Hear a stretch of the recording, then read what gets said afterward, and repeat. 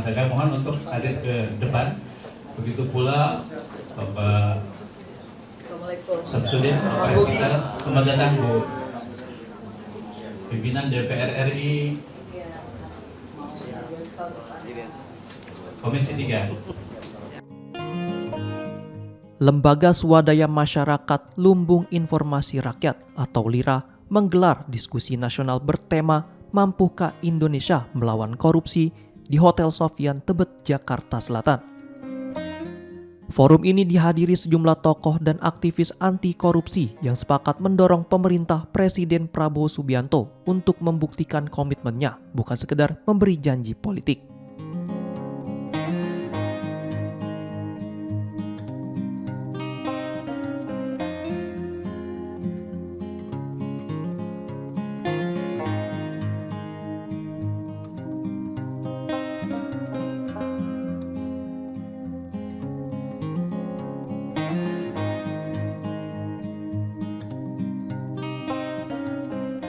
Diketahui sejumlah tokoh nasional hadir dalam forum tersebut, diantaranya pakar hukum tata negara Refli Harun, Kombes Pol Eko Wahyuniawan, Kortas Tipikor, Wakil Ketua Komisi 3 DPR RI Sari Yuliati, serta mantan Ketua KPK Abraham Samad yang bergabung secara daring.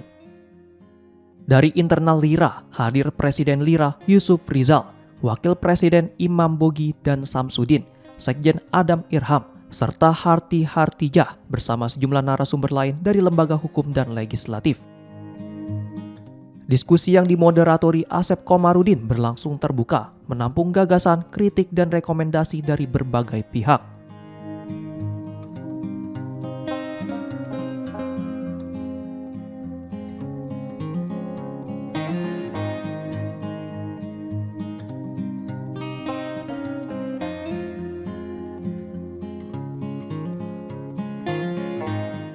Forum tersebut menegaskan bahwa pemberantasan korupsi harus menjadi prioritas nyata pemerintah.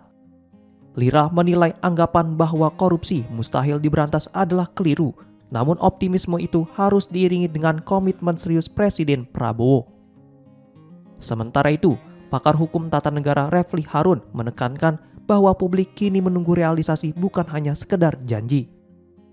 Wakil Presiden LIRA, Samsudin SH, menyampaikan 5 tuntutan tegas kepada pemerintah, yakni mendukung penuh program Presiden memberantas korupsi, menuntut hukuman mati bagi koruptor kelas kakap, mendesak pengesahan RUU perampasan aset, membersihkan aparat penegak hukum yang bersekongkol dengan koruptor, dan menindak tegas pejabat kabinet yang terbukti korupsi. Melalui forum ini, LIRA berharap Presiden Prabowo segera merealisasikan janjinya untuk memberantas korupsi secara nyata dan menyeluruh.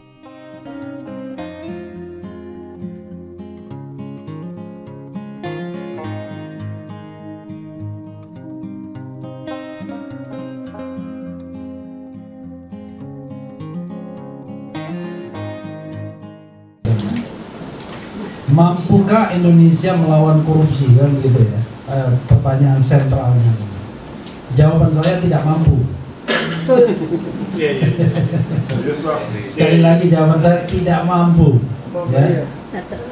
Jadi kawan-kawan semua, bicara mampu dan tidak mampu itu soal perspektif saja. Anda mau pakai perspektif yang optimistik atau perspektif yang pesimistik? Tidak selalu bahwa yang namanya perspektif optimistik itu selalu lebih baik, belum tentu.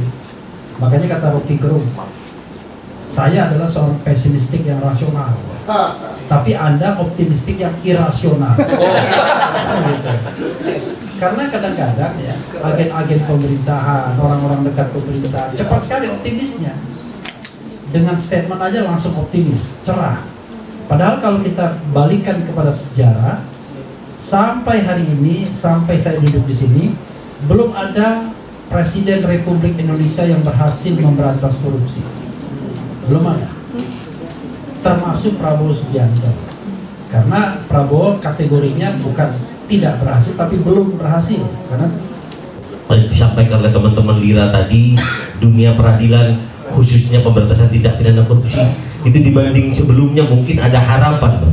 Karena apa? karena Presiden Prabowo masih mau menyuarakan tentang tindak pidana korupsi meskipun wujudnya masih belum ada. Kalau kita lihat sendiri bahwa hari ini dihadapkan dengan kanan kirinya yang sangat repot juga, bahkan ada kawan-kawan kita juga yang sering diingatkan sama Bang Refli bahkan mendukung hukuman mati, justru kesandung juga kan di ini. Nah, oleh karena itu kita perlu solusi bagaimana pencegahan yang harus digagas oleh anak bangsa, kan begitu Bang. Karena apa yang disampaikan tadi oleh Bang Refli bahwa selain dari oknum KPK juga oknum jaksa, bahkan pengadilan pun di tingkat hakim, dan itu terbukti pada saat kasus di Jawa Timur yang kami kawal, yang sudah divonis inkrah oleh pengadilan Tipikor 6 tahun, kemudian jaksa KPK melakukan banding. Nah, di banding itu menjadi turun jadi 4 tahun Bang. Nah, setelah banding 4 tahun, oknum jaksa tersebut tidak melakukan kasasi dengan dalil karena tidak ada kewajiban untuk melakukan kasasi.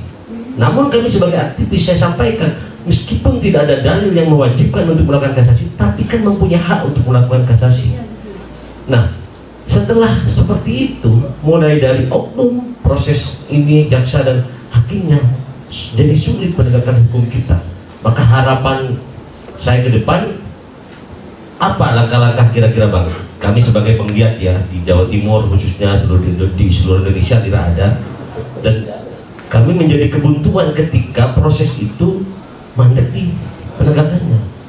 Nah, kami dalam hal ini konteks beberapa kasus yang mandek ini masih dalam kajian untuk melakukan gugatan PMH misalnya, seperti kasus dana hibah yang dilaporkan oleh Lira sudah ditersangkakan selama 1 tahun sampai hari ini belum juga ditahan. Nah, bagaimana melakukan pengembangan dan pemberantasan korupsi? Nah, dan saya yakini bahwa hal yang seperti ini ada dugaan intervensi kekuasaan atau intervensi dari politik. Nah, oleh karena itu mohon pencerahannya juga Bang, bagaimana kita kira-kira nanti mengambil langkah itu. Karena teman-teman Lira ini semangat ada, tapi begitu kita mau menghantam ke sana, kita dihantam balik, kemudian mentoknya di oknum-oknum itu tadi. Ya, yang terkhawatirkan itu kan itu tadi memproses atau mempidanakan aktivis sangat mudah.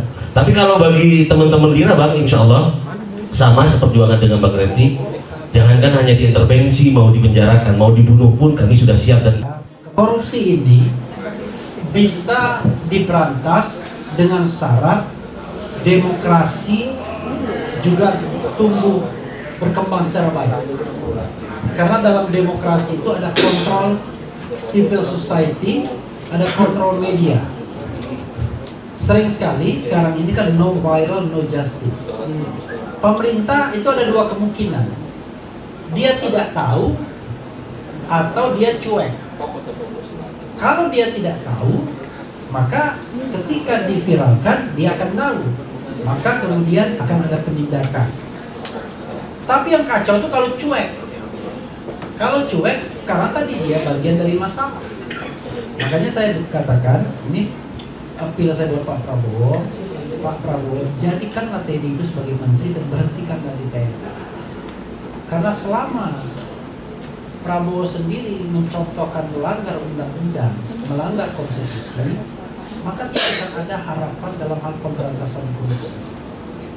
Susahnya pejabat kita, mungkin termasuk diri kita semua, termasuk diri saya, selalu bicara aturan untuk orang lain, ya kan? Pemberantasan korupsi, laporan harta kekayaan, ini itu, semua untuk orang lain, bukan untuk diri saya sendiri.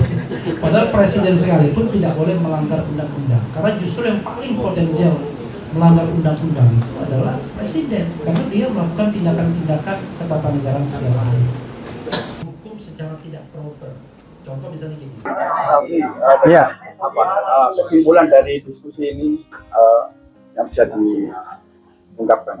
Iya, saya kira peserta diskusi itu sangat berharap Presiden Prabowo merealisasikan janjinya untuk sungguh-sungguh memberantas korupsi sebagaimana yang pernah ia ucapkan.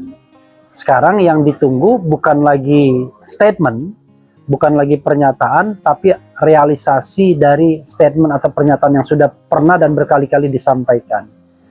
Dan itu satu ya. Yang kedua adalah yang saya lihat juga ada keinginan masyarakat, terutama masyarakat yang peduli dengan pemberantasan korupsi untuk lebih banyak berpartisipasi di satu sisi.